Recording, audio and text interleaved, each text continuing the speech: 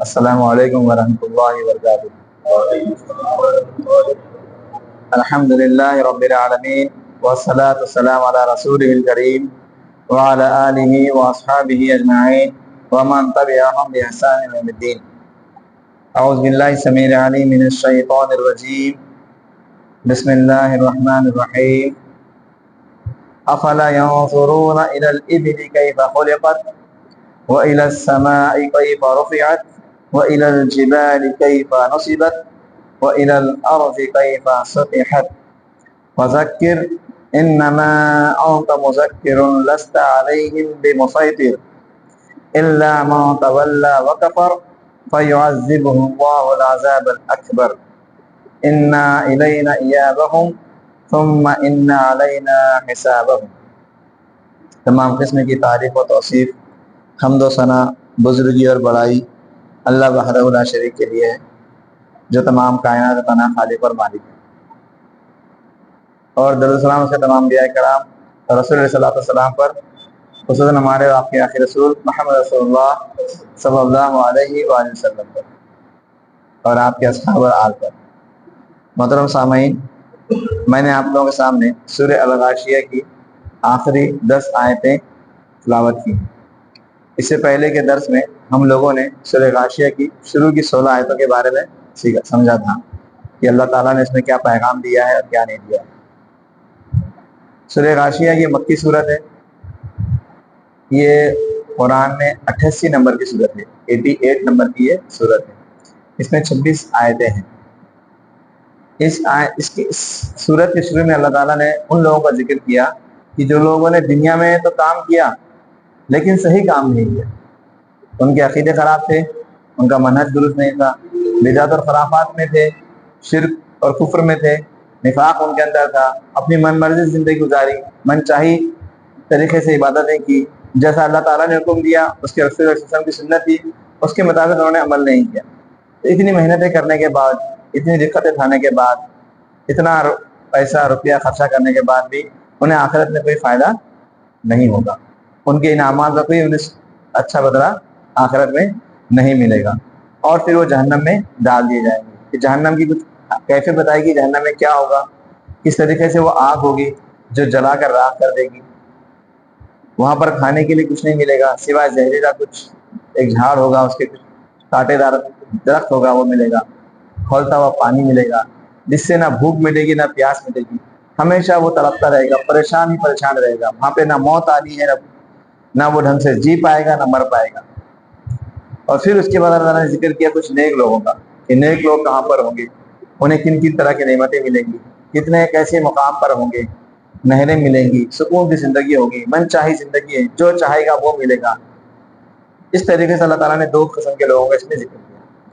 اب اس کے بعد اللہ تعالیٰ فرماتا ہے چند اللہ تعالیٰ کی مخلوق اللہ تعالیٰ نے جس چیزیں بنائی ہے اس کے اندر غور و فکر کرنے کے تعلق سے اللہ ہمارا ہے کہ آپ لوگ اس کے اندر غور و فکر کرو کہ اللہ تعالیٰ نے ان چیزوں کو کیسے بنایا ہے اور کتنی بڑی بڑی اللہ تعالیٰ کی نشانیاں ہیں۔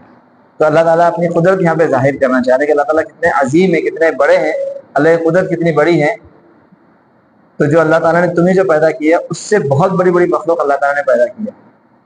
جو اللہ تعالیٰ اتنی بڑی قدرت کا ہے تو اللہ تعالیٰ بالکل تمہیں دوبارہ مرنے کے بعد زندہ کر سکتا ہے، تمہیں جنت اور جہنم میں داخل کر سکتا ہے، تمہارا حساب کتاب لیا جائے گا، تم سے پوچھا جائے گا۔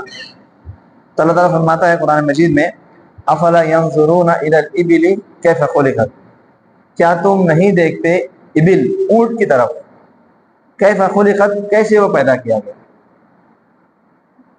قرآن جس لوگوں کے درمیان اترا وہ عرب لوگ تھے، عرب کے اندر اونٹ بہت ہی اہم سواری ہے، اونٹ جو ہے بہت ہی اہم سواری ہے، ان کا سمجھ لیجئے کہ زندگی کا دار و مدار اونٹ پر ہے، ایسا سمجھ لیجئے، اس کے بغیر ان کی زندگی کا تصور نہیں ہے۔ تو اللہ تعالیٰ نے اس جانور کا نام لے کے بتایا کہ تم غور کرو کہ اونٹ کو ہم نے کیسا پیدا کیا، کتنی خصوصیت کا حامل یہ اونٹ ہے، کتنی خصوصیت کا یہ حامل ہے، کیا کیا اس کے اندر کمالات ہیں۔ یہ ایک عام جانور کی طرح ایک جانور نہیں ہے، عام چوپایوں کی طرح یہ چوپایا نہیں ہے، بلکہ اس کی بہت بڑی بڑی کوالٹیز ہیں، اور عرب اس کو اچھے طریقے سے جانتے تھے، عرب کے بعد اس کی بہت اہمیت تھی، اس کو یہ جانتے تھے کہ صحیح میں اونٹ کی کیا قدر و قیمت ہے، وہ جانتے ہیں۔ جیسا اگر سمجھ لیجیے کہ آپ ٹرانسپورٹ کمپنی میں ہے تو آپ کو گاڑی کی قیمت معلوم، گاڑی کی اہمیت پتا ہے، ابھی گاڑی کتنی اہم ہے، کتنی ویلیو ہے، کتنی ضروری ہے آپ کی زندگی کے لیے. وہ گاڑی نہ ہوگی تو آپ کی زندگی مشکل ہو جائے گی. آپ کا کہیں جانا، کہیں آنا، کہیں کام کرنا، کہیں روزی روٹی، جو بھی مسائل آپ کی گاڑی سے ریلیٹڈ ہے، چاہے وہ 2 ویلر ہو، 4 ویلر ہو، ٹریکٹر ہو، ٹرالی، جو بھی ہو، تو آپ کو اس کی اہمیت ابھی آج معلوم ہے. کہیں سفر کرنا تو بغیر گاڑی کے آپ کر نہیں سکتے، کسی کو ملنے جانا تو آپ بغیر گاڑی کے جا نہیں سکتے. تو ہر چیز ابھی آپ کی کیا ہوگی، ڈیپینڈ ہو گئی. تو آپ کو اس گاڑی کی اہمیت پتا ہے. تو ویسا اس دور میں جانور ہی تھے جو انسان کی روزی روٹی، کھانے پینے، سفر کا معاملہ، کہیں جنگ لڑنے کا معاملہ، ایک جگہ سے دوسری جگہ جانے کا معاملہ، ان کے اخراجات، ان کی کھیتی باڑی، سب ان جانوروں پہ تھے. اور اس میں اہم جانور اور کیا ہے، اونٹ. کیونکہ عرب جس زمین پہ تھے وہ ریگستانی زمین، اور ریت میں ہم جانتے ہیں کہ اچھی اچھی چیزیں فیل ہو جاتی ہیں، بڑی سے بڑی مشینری فیل ہو جاتی ہے، بڑے سے بڑے کاریں فیل ہو جاتی ہیں، ہے نا. اور ہر جانور وہاں پہ چل نہیں سکتا. تو اللہ نے اونٹ کو ایسا بنایا، اس کی ساخت ایسی بنائی کہ اس ریگستان میں بھی وہ بہت آرام سے چل سکتا ہے، اور دوڑ بھی سکتا ہے، اور بھاگ بھی سکتا ہے. صرف چل نہیں سکتا، وہ دوڑ اور بھاگ بھی سکتا ہے ریتیلی زمین کے اوپر. اللہ تعالیٰ نے اس کی پیر، اس کے پنجے، اس کی ساخت، اس کی حیت اس طریقے سے بنائی ہے کہ اسے ریگستان کا جہاز کہتے ہیں. ریگستان کا جہاز کہتے ہیں اونٹ کو. اتنا بہترین وہ جانور ہے. عرب کی جو زندگی، وہاں پہ پانی کا تصور بہت مشکل ہے، پانی بہت مشکل سے وہاں ملتا ہے.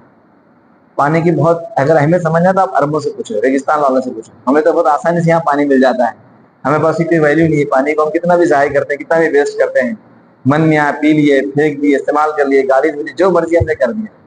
وہاں پر عرب کے اندر پانی بہت مشکل ہے.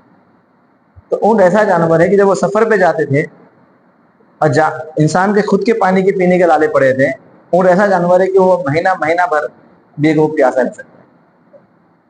اس کے اندر پیٹ میں ایک تھیلی ہوتی ہے جس کے اندر وہ پانی جمع کرتا ہے، اور وہ اس میں سے لے کے پی سکتا ہے. یہ خصوصیت ہے اس کے اندر، یہ کسی اور جانور میں خصوصیت نہیں. اونٹ ایسا جانور ہے جس میں وہ سامان لاد کر سفر کر سکتے ہیں. اپنی تجارت وہ اونٹوں پہ سامان لاتے کرتے تھے، اونٹوں پہ سامان لاد کر تجارت کرتے تھے. اس پہ جو بھی اپنا کپڑا، مال، جو بھی ان کو تجارت تھا، وہ اونٹوں کے اوپر لاتے تھے اور جاتے تھے. انہیں سواری کرنا ہے تو اونٹ ہے، سامان لانا لے جانا ہے تو اونٹ ہے، جنگ کرنا ہے تو اونٹوں پہ کرنا ہے. اس سے دودھ حاصل کرتے ہیں، اس کا دودھ پیتے ہیں، اس سے ان کی روزی روٹی چلتی ہے، اس کے بعد سے فائدہ اٹھاتے ہیں. مطلب بہت ہی قیمتی اور اہم چیز تھی عرب والوں کے لیے. تو نے کہا کہ تم اونٹ کی وہ دیکھو کہ ہم نے اس اونٹ کو پیدا کیا تو تم سے کتنا فائدہ اٹھاتے ہو، کتنے کام کی تمہاری چیز ہے، کتنا اہم یہ جانور ہے. اس کے بغیر تمہاری زندگی محال ہے، اس کے بغیر تمہاری زندگی کا تصور نہیں ہو سکتا. تو اس اونٹ کے بارے میں سوچا کہ ہم نے اس اونٹ کو پیدا کیا تو تمہارا کیا ہے. اتنا بڑا جانور ہے، پتہ ہے آپ اس کے چھو نہیں سکتے، مطلب اتنا بڑا ہے. لیکن اگر وہ اس کو اپنے صحیح سے تربیت کر دی تو بچے کی طرح آپ کی فرما برداری کرے گا، آپ کی باتیں سننے لگے گا. اتنا گرم ہے اونٹ کا گوشت، پتہ ہے آپ کو، اتنا گرم مزاج کا ہوتا ہے. جب اگر وہ غصے میں آ جائے تو بہت ہی خطرناک ہے، بہت ہی خطرناک ہے. اسی لیے آپ کو پتا ہے اگر ہم کوئی کھانا کھا لیتے ہیں، ہم نے وضو کیا ہوا ہے، تمہارا وضو ٹوٹے گا کھانا کھانے سے؟ نہیں ٹوٹے گا نا. چاہے ہم سبزی ترکاری کھائیں، پھل فروٹ کھائیں، یا کوئی ہم مچھلی کھائیں، چکن کھائیں، مٹن کھائیں، کچھ بھی کھائیں، ہمارا وضو ٹوٹتا ہے. لیکن اگر آپ اونٹ کا گوشت کھاؤ گے نا تو آپ کا وضو ٹوٹ جائے گا. آپ حسن نے کہا کہ اگر تم اونٹ کا گوشت کھا لو اور تم اگر وضو سے ہو تو تمہیں دوبارہ وضو کرنا پڑے گا. اگر تمہیں نماز کے لیے جانا ہے، تم نے وضو کیا تھا اور آپ نے اگر اونٹ کا گوشت کھا لیا تو آپ کو دوبارہ وضو کرنا پڑے گا. اتنا گرم وہ اونٹ کا گوشت ہوتا ہے. اس کے اندر جو مزاج ہے، اس کے اندر کے اس کا جو میٹ ہے وہ بہت ہی گرم مزاج ہے. تو ہو سکتا ہے کہ اگر آپ اس کو کھا لو گے تو گرمی اگر آپ کے اندر آ جائے تو آپ کا دماغ بھی گرم ہو سکتا ہے، پھر دماغ میں تیزی آ سکتی ہے، اور آپ نماز پڑھنے جاؤ گے تو آپ کے لیے سکون اور اطمینان ہونا ضروری ہے. اس کے لیے اگر اونٹ کا گوشت کھا لیتے تو آپ کو وضو کرنا پڑتا ہے. تو اونٹ کی بہت خصوصیت ہے، اس لیے اللہ نے کہا کہ تو اونٹ کے بارے میں سوچو کہ ہم نے کیسا اس کو پیدا کیا. پھر اللہ تعالیٰ فرماتا ہے وَإِلَى السَّمَاءِ كَيْفَ رُفِعَتْ، اور آسمان کی طرف دیکھو کیسا ہم نے اسے بلند بنایا.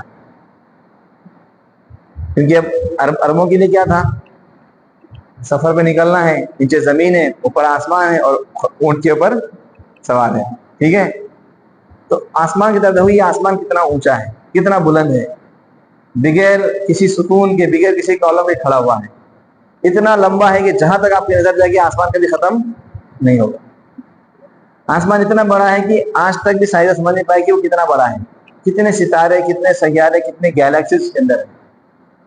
ایسے کئی ستارے سیارے ہیں، چاند اور تارے ہیں جو آسمان سے بڑے ہیں، جو معاف کرنا جو اس زمین سے بڑے ہیں، جو اس سورج سے بڑے ہیں، جو چاند سے بڑے ہیں. ایسے کئی زمینیں اس کے اندر آ گئی ہیں. لاکھوں کروڑوں زمینیں کتنے جو سیارے تارے اس آسمان کے نیچے ہی ہیں. تو آسمان کتنا بڑا ہوگا، کتنا بلند اللہ نے، کتنی اس کی اونچائی ہوگی. ایک تارے سیارے تک پہنچنے کے لیے لاکھوں کروڑوں میل کا فاصلہ طے کرنا پڑتا ہے. آپ کو راکٹ اس لگتی ہے وہاں جانے کے لیے. تو سوچو آسمان تو اس کے آگے ہے، کتنا بلند ہے. بگے کسی سہارے کا اللہ نے کھڑا کیا. کوئی اس میں عیب نہیں، کوئی سوراخ نہیں ہے، کوئی بدنما دھبا نہیں ہے. کتنا خوبصورت آپ کو آسمان دکھتا ہے جب آپ آسمان کی طرف دیکھتے ہو. برسات کے موسم میں، سردی کے موسم میں، گرمی کے موسم میں، جہاں تک آپ کی نظر ہے کہ آپ کو آسمان دکھے گا. زمین ختم ہو جائے گی لیکن آسمان ختم نہیں ہوگا. اللہ نے کئی جگہ آسمان کا ذکر کیا ہے کہ آسمانوں کا رب بھی کون ہے؟ اللہ ہے. آسمانوں کو بنانے والا بھی اللہ ہے. کتنے آسمان بنائے اللہ تعالیٰ نے؟ 7 آسمان. اور کتنے زمینیں بنائی؟ کتنے دن میں بنایا؟ 6 دن. ایسا ایک آسمان ہے، ویسے اس کے اوپر اور 6 آسمان ہیں. اور اس کے اوپر کیا ہے پھر؟ اللہ کا عرش. تو آسمانوں کو بنانے والے بھی اللہ تعالیٰ ہے. تو اتنا بڑا جو آسمان ہے، اس کی اتنی بلندی ہے، اتنی اونچائی ہے، اتنا خوبصورت ہے، اس میں کیا کچھ نہیں ہے. تو ان آسمانوں کو بھی ہم نے پیدا کیا. اس آسمان کو ہم نے پیدا کیا. سورہ ملک میں تو اللہ تعالیٰ بار بار کہتا ہے کہ تم بار بار اپنی نگاہیں آسمان کی طرف دوڑاؤ، تم دیکھو اس میں کوئی عیب تمہیں مل رہا ہے کیا. تمہاری آنکھیں رسوا ہو کر واپس آ جائیں گی لیکن تمہیں اس کے اندر کوئی عیب نہیں ملے گا، کوئی خرابی نہیں ملے گی. آسمان کے اندر بھی دروازے ہیں، ہمیں نہیں پتا وہ دروازے کیسے ہیں. حدیثوں میں اس کا ثبوت ملتا ہے. جب اللہ صلی اللہ علیہ وسلم معراج کے لیے گئے تھے، دروازے کھٹکھٹایا گیا تھا. فرشتوں نے پوچھا تھا نا کون آیا ہے، یہ بتایا گیا کہ محمد صلی اللہ علیہ وسلم آئے. کہ دروازے کھولے گئے، پھر آپ صلی اللہ علیہ وسلم گئے، ہے نا. تو جی ہاں، قیامت کے قریب ہی جو ہے آسمان کے دروازے کھول دیے جائیں گے. تمام چیزیں فنا ہو جائیں گی، اس میں سے آسمان بھی فنا ہو جائے گا. اتنی بڑی مخلوق کی عدالت کیا ہو جائے گی؟ فنا ہو جائے گی، ہلاک ہو جائے گی. تو اللہ تعالیٰ ارمان سے کہہ رہا ہے کہ جو تم اپنے اوپر دیکھتے ہو نا، یہ اتنا بڑا آسمان، اس کے اندر غور کرو کتنا بلند، کتنا بالا ہم نے پیدا کیا ہے. کتنی اہم یہ چیز ہے تمہارے لیے. پھر اللہ فرماتا ہے وَإِلَى الْجِبَالِ كَيْفَ نُصِبَتْ، اور پہاڑوں کی طرف دیکھو ہم نے کیسے اسے گاڑ دیے ہیں. پہاڑ جو ہے وہ گاڑے ہوئے ہیں، یہ اللہ نے بتایا قرآن میں. حالانکہ عرب والوں کے لیے بھی پہاڑ کے ٹیلے ہیں. آپ احد کا پہاڑ سنے ہوں گے، سور کا پہاڑ سنے ہوں گے، کوہ صفا سنے ہوں گے، کوہ طور سنے ہوں گے، ہے نا. تو ان کے پاس ہی پہاڑ تھے، دکھتے تھے. یہاں پر ہمارے پنجاب میں نارتھ میں خری میں نہیں ہے پہاڑ. آپ ہماچل میں جائیں گے کہ آپ کو پہاڑ ملیں گے. تو پہاڑ کو گاڑا ہوا اس کا مطلب کیا پتا ہے آپ کو؟ مطلب جتنا پہاڑ آپ کو اوپر دکھتا ہے نا، اتنا پہاڑ کیا ہے؟ نیچے ہی. اللہ نے فرمایا ہے کہ اللہ تعالیٰ نے فرمایا ہم نے پہاڑوں کو والجبال اوتادا، ہم نے پہاڑوں کو کیلوں کی طرح بنائے. کیل ہوتی ہے یہ میچ جو آپ دیوار میں ٹھوکتے ہو، جتنا آپ اندر ٹھوکتے ہو اتنی باہر بھی ہوتی ہے. یہ جتنی باہر دکھتی ہوتی ہے اندر بھی ہوتی ہے، تاکہ وہ گرپ اچھی رہے، ہے نا. تو ویسے نہ کہ ہم نے یہ پہاڑوں کو بنایا. اس ٹائم پہ کوئی سائنس، کوئی ٹیکنالوجی نہیں تھی. کسی کو پتا نہیں تھا کہ پہاڑ جو اوپر ہے وہ نیچے کتنا ہوگا. کسی نے کھودا ہی نہیں. وہاں پہ نہ مشینری تھی اس زمانے میں، 1400 سال پہلے تو کچھ معلوم نہیں تھا. لیکن قرآن بتا رہا ہے کہ پہاڑوں کو ہم نے کیلوں کی طرح پیدا ہے، ہم نے اس کو گاڑا ہے. تو آج جب لوگ جو پہاڑ تراشتے ہیں، پہاڑ کو کھودتے ہیں، پہاڑ میں سے مٹی نکالتے ہیں، پتھر نکالتے ہیں، تو انہیں پتا ہے کہ پہاڑ جتنا اوپر ہے اتنا نیچے بھی مضبوط ہے، اس کے نیچے بھی اتنی تہی اس کی ہے. پہاڑوں کا ایک مقصد اللہ نے قرآن میں کیا بتایا؟ فرمایا معلوم ہے آپ کو پہاڑوں کے بنانے کا ایک مقصد کیا ہے پتہ ہے؟ زمین کو بیلنس کرنے کے لیے، زمین نہ ہلے. ورنہ زمین اگر پہاڑ نہ ہوتے تو زمین بہت تیزی سے ہل سکتی تھی، اور ہمارا اور آپ کا اس زمین پر زندہ رہنا یا زندگی گزارنا مشکل ہو جاتا. تو زمین کو بیلنس کرنے کے لیے، اس کے ہلچل کو کنٹرول کرنے کے لیے اللہ تعالیٰ نے پہاڑوں کو بنایا. تو کتنے بڑے بڑے پہاڑ ہیں، کتنے بلند پہاڑ ہیں، کتنے مضبوط یہ پہاڑ ہیں. چٹان کی طرح ہم بولتے ہیں نا، بارش آتی ہے، طوفان آتی ہے، آندھی آتی ہے، پہاڑ ٹس مس نہیں ہوتے. تو یہ پہاڑوں کی جانے والا ہے کہ تم غور کرو. یہ پہاڑوں سے بارش کا سسٹم چلتا ہے، یہ پہاڑوں سے باندھ اور ڈیم کا سسٹم چلتا ہے. یہ پہاڑوں کے درمیان ہی دیوار بنائی تھی کس نے؟ ذوالقرنین نے. کس سے بچانے کے لیے؟ یاجوج ماجوج سے. ان دو پہاڑوں کے درمیان ہی اس نے پہاڑ بنائے، ایک دیوار بنائی ہے جس کو وہ پار نہیں کر پا رہے ہیں، اور جب قیامت قریب پھر وہ پار کر لیں گے، پھر آئیں گے اور تباہی پہنچائیں گے. تو پہاڑوں کے بہت فائدے ہیں، بہت اہم کام ہے پہاڑوں کے. تو اتنی بڑی مخلوق اللہ بنا، اس میں غور کرو، سوچو ہم نے کیسا اس کو بنایا. پھر اگر فرماتا ہے وَإِلَى الْأَرْضِ كَيْفَ سُطِحَتْ، اور زمین کی طرف دیکھو کیسا ہم نے اسے بچھا دیا. آپ کے لیے زمین فلیٹ بنا دی گئی ہے، سیدھی بنا دی گئی ہے. تھوڑے اس میں اپ اینڈ ڈاؤنس بھی ہے، لیکن آپ کے لیے کیا ہے، ایک دم سیدھی زمین ہم نے ہموار کر دی ہے، تاکہ اس پہ سے آپ آرام سے چل سکو، پھر سکو، گھر بنا سکو، کام کر سکو، اس میں کھود کر اسے معدنیں اور خزانہ نکال سکو، اس کے اوپر بلڈنگیں بنا سکو. تمہارے لیے مسخر کر دیا ہم نے، تمہارے لیے اس کے لیے آسان کر دیا. تم اپنے مردہ اس میں گاڑتے ہو، تم اسی میں سے ترکاری بیج ڈالتے ہو، اور اس بیج میں سے پھر تمہیں ہم پودا نکال کر تمہیں دیتے ہیں. جسے تم کھیتی کرتے ہو، کاشتکاری کرتے ہو، اور اسے تم اناج اگاتے ہو، تمہارے لیے فصل اگتی ہے. زمین کی کتنی ہے، اگر زمین نہ ہوتی تو سوچے ہمارا کیا معاملہ. زمین سے کھیتی نکلتی ہے، زمین سے پانی نکلتا ہے، زمین پہ ہم بستے ہیں، زمین پہ ہم رہتے ہیں، اور اسی میں ہمیں موت کر جانا. اسی سے ہم پیدا کیے، اس مٹی سے ہی پیدا کیے گئے ہیں، اور مٹی میں ہمیں مل جانا ہے، اور اسی سے ہم کیا کیے جائیں گے، نکالے بھی جائیں گے. تو یہ زمین اتنی بڑی زمین ہے جس کے اوپر ہماری پوری زندگی نربھر ہے. اس زمین کی جانب دیکھو کہ کیسا ہم نے اسے بچھا دیا. تو اللہ تعالیٰ نے یہ چار بڑی بڑی مخلوق کے بارے میں بتایا، اونٹ کے بارے میں، آسمان کے بارے میں، پہاڑوں کے بارے میں، اور زمین کے بارے میں. یہ تم غور کرو کہ یہ مخلوق کو بنانے والے ہم ہیں، ہم نے ان کو پیدا کیا ہے. جب تم تو کیا چیز ہو ان کے سامنے، انسان کتنی چھوٹی چیز ہے ان کے سامنے، لیکن کتنا تکبر، کتنا غرور، کتنا انا، کیا کچھ نہیں کرتا انسان. من چاہ اپنا حساب سے زندگی گزارتا ہے، اپنی مرضی گزارتا ہے. مجھے سمجھ میں نہیں آتا، میں ایسا ہوں، میں ویسا ہوں، میں یہ کروں گا، میں وہ کروں گا. اللہ کی کتنی نعمتوں کا ناشکرہ ہے، نافرمان ہے. سمجھ میں نہیں آتا انسان، اس کی کوئی اوقات نہیں ہے، کوئی حیثیت نہیں ہے اس کو. اللہ تعالیٰ بتا ہے تم دیکھو ان چیزوں کو جو میں نے تمہارے لیے بنایا ہے، کتنی بڑی بڑی چیزیں ہیں. یہ آگے اللہ فرماتا ہے فذکر فانما انت مذکر، آپ لوگوں کو نصیحت کیجیے، سمجھائیے، بتلائیے، ان کے دلوں کو کھولیے. انہیں کوئی بات سمجھ میں نہ آتی ہے تو انہیں اچھے سے سمجھائیے. بے شک آپ کیا ہے، نصیحت کرنے والے. آپ کا کام ہے نصیحت کرنا، لوگوں کو سمجھانا. ہو سکتا ہے لوگوں کو سمجھ میں نہ آئے، شیطان کے بہکاوے میں آ جائے، شیطان انہیں راہ حق سے ہٹا دے، صراط مستقیم سے پھیر دے. تم انہیں صراط مستقیم پہ لاؤ، ان کو سمجھاؤ، ان کو بار بار نصیحت کرو. ہو سکتا ہے ایک بار نہیں، دو بار نہیں، تین بار نصیحت سے شاید لوگ سمجھ میں آ جائے. کئی باتیں ہیں جو ہمیں اور آپ کو پتا ہے، لیکن اس کے باوجود بھی ہم عمل نہیں کرتے ہیں، نہیں کرتے ہیں بار بار. لیکن ہمیں جب اس کے بارے میں بولا جاتا ہے تو ہمیں کہیں نہ کہیں ہمارے دماغ میں بات بیٹھتی ہے، کبھی نہ کبھی دل میں وہ بات ہمارے اترتی ہے. ہو سکتا ہے صبح میں آپ کا موڈ خراب ہو، شام میں کسی نے بولے تو آپ کو بات سمجھ میں آ جائے. شام میں آپ کا طبیعت خراب ہو، اگلے دن کسی نے بولے تو آپ کو بات سمجھ میں آ جائے. تو بار بار نصیحت کرنا کے بارے میں آپ صلی اللہ علیہ وسلم حکم دیا گیا. ہمارے لیے بھی حکم ہے کہ ہم بھی لوگوں کو سمجھائیں، نصیحت کریں. جیسے ہم اپنے بچے کو سمجھاتے ہیں نا، بار بار سمجھاتے ہیں، نہیں سمجھ میں آئے تو پیار سے، محبت سے، ڈانٹ کر، ڈپٹ کر سمجھاتے ہیں. ویسا ہمیں لوگوں کو سمجھانا ہے، اور ہمارا کام یہ ہے کہ ہم نصیحت کریں. ایک جگہ اللہ فرماتا ہے قرآن مجید میں فذکر فإن الذکر تنفع المؤمنین، کہ آپ نصیحت کیجئے، بے شک نصیحت کرنا مومنین کو فائدہ پہنچاتا ہے. کئی بات آپ کو پتا ہے، نماز پڑھنا ضروری ہے، 5 وقت کی نماز فرض ہے، سب کو پتا ہے نا. جھوٹ نہیں بولنا ہے، ہمیشہ سچ بولنا ہے، چوری نہیں کرنا ہے. اس کے باوجود بھی لوگ غلط کام کرتے ہیں. تو بار بار یہ چیزیں بولنے کے لیے بتائی جا رہی ہیں کہ بھی اللہ کا تقوی اختیار کرو، اللہ اس کے رسول کی اطاعت کرو، اس کے مطابق زندگی گزارو، نمازوں کو قائم کرو، زکوٰۃ ادا کرو، روزے رکھو. کیوں وہ روزے پڑھا ہے؟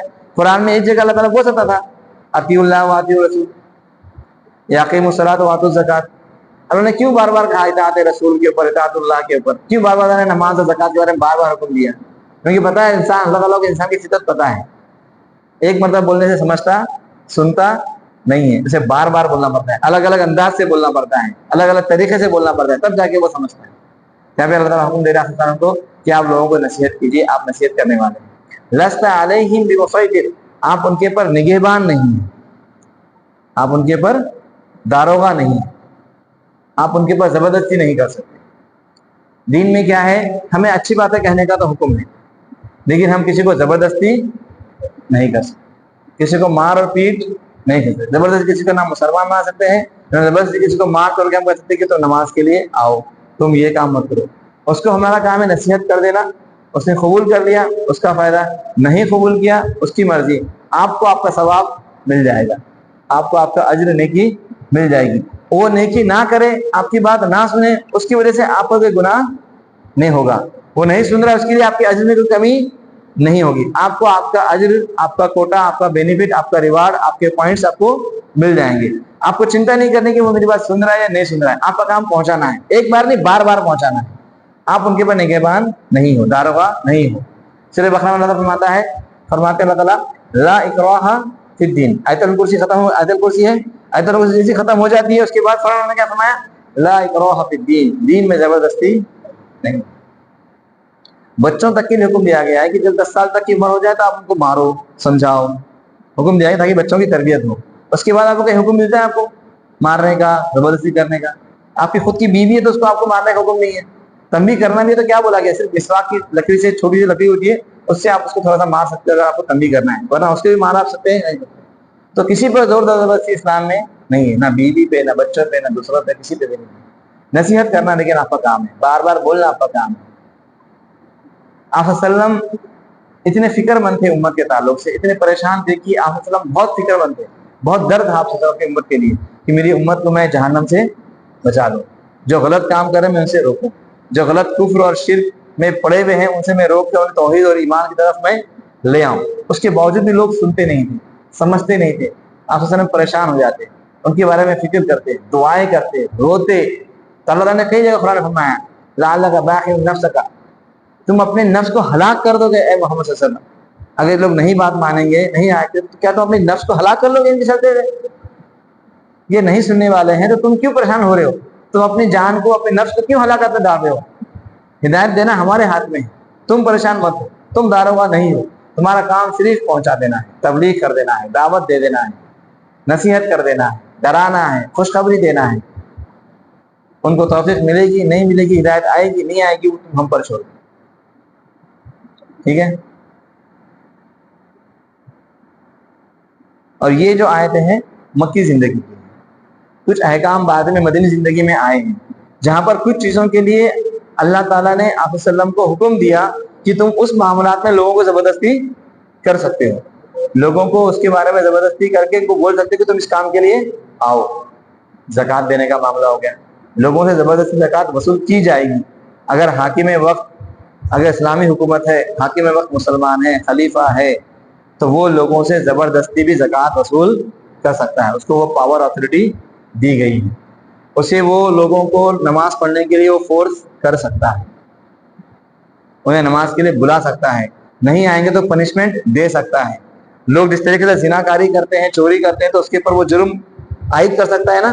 تو ویسے کچھ چیزوں میں اللہ تعالیٰ نے پھر آگے حکم ہی دیا کہ اگر کوئی غلط کام کر سکتا ہے تو اس کو زبردستی کر سکتے ہیں. اب یہ چونکہ مکی صورت ہے, اس وقت میں یہ چیزیں حالات نہیں تھے. مدنی صورت, مدنی حالات میں کچھ جگہ میں حکم دیا گیا ہے, جیسا کہ بخاری کی مشہور حدیث ہے. آپ فرماتے ہیں امرت ان اقاتل الناس حتى يقولوا لا اله الا الله فاذا قالوها عصموا مني دماءهم واموالهم الا بحقها وحسابهم على الله.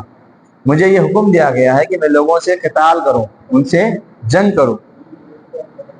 کس لیے؟ یہاں تک کہ وہ لا الہ الا اللہ کہتے, مطلب اگر وہ مشرک ہیں, کافر ہیں, تو وہ کلمہ توحید کا اقرار کر لیں. دوسرا, اگر وہ کہہ لیں فَإِذَا قَالُوهَا, تو پھر ان کے خون اور ان کے مال مجھ سے بچے رہیں گے, سوائے جو حق ہے, اور ان کا حساب اللہ تعالیٰ پر ہوگا. یعنی کہ یہاں پہ زبردستی کہا جا رہا ہے کہ تم لوگوں کو کیا کہو, کلمہ توحید کی طرف دعوت دو, ان کو بلاؤ. اگر وہ نہیں مانیں گے تو تمہیں جنگ بھی کرنا ہے. جب اسلامی حکومت ہوگی, اسلامی بادشاہ ہوگا, تو وہ لوگوں کو دعوت دے سکتا ہے. اسی طریقے سے جب زکوٰۃ کا معاملہ آیا, ابو بکر اس کے خلیفہ بنے اور دیکھا کہ لوگ منکرین ہو گئے, زکوٰۃ دینے سے رک رہے ہیں, تو انہوں نے کہا کہ جو زکوٰۃ آپ کے زمانے میں دیتے تھے, اور اگر اب وہ نہیں دے رہے ہیں تو میں ان کے خلاف کیا کروں گا, جہاد کروں گا. کوئی چاہے میرے ساتھ آئے یا نہ آئے, لیکن میں ان کے ساتھ کیا کروں گا, جہاد کروں گا. حالانکہ وہ کون تھے؟ مسلمان ہی تھے جو زکوٰۃ نہیں دینے والے تھے. پھر آگے اللہ تعالیٰ فرماتا ہے الا من تولا وکفر، مگر جو روگردانی کرے اور کفر کرے. مطلب وہ شخص جو اتنا نصیحت، اتنا بتانے کے باوجود بھی، اتنا سمجھانے کے باوجود بھی کہ جنت کا تذکرہ ہو گیا، جہنم کا تذکرہ ہو گیا، اللہ تعالیٰ نے بڑی بڑی مخلوقات کے بارے میں بتا دیا، آپ صلی اللہ علیہ وسلم کا فریضہ بتا دیا، اس کے باوجود بھی جو شخص نہیں سمجھے، کفر کرے، روگردانی کرے، ہٹ درمی کرے، پھر بھی وہ نیک کام نہ کرے، اسلام کی طرف نہ آئے، پھر بھی اپنے حساب سے زندگی گزارے، تو پھر اللہ تعالیٰ فرماتا ہے فَيُعَذِّبُهُ اللَّهُ الْعَذَابَ الْأَكْبَرَ، تو اللہ تعالیٰ اسے بہت بڑا عذاب دے گا. پھر اسے تیار ہو جانا چاہیے کہ اللہ تعالیٰ کے عذاب کے لیے پھر اپنے آپ کو تیار کر لے. اللہ تعالیٰ بہت خطرناک عذاب دے گا پھر اس کو. جو روگردانی کرے گا، نہیں باتیں مانے گا، کفر کرے گا، اتنا سمجھانے کے بعد، اتنی حقیقتیں کھولنے کے بعد، اتنی نشانیاں بتانے کے باوجود بھی اگر کوئی نہیں سمجھے گا، پھر بھی روگردانی کرے گا، اپنی من مرضی کرے گا، اپنے خواہشات کی اتباع کرے گا، تو پھر اللہ تعالیٰ اسے بہت برا عذاب دے گا، بہت بڑا عذاب دیں گے. اللہ تعالیٰ کا عذاب بہت بڑا ہے، ہم اور آپ یا کوئی بھی اسے برداشت نہیں کر سکتے. ہم اس کی طاقت ہمارے پاس نہیں کہ ہم عذاب کو برداشت کریں.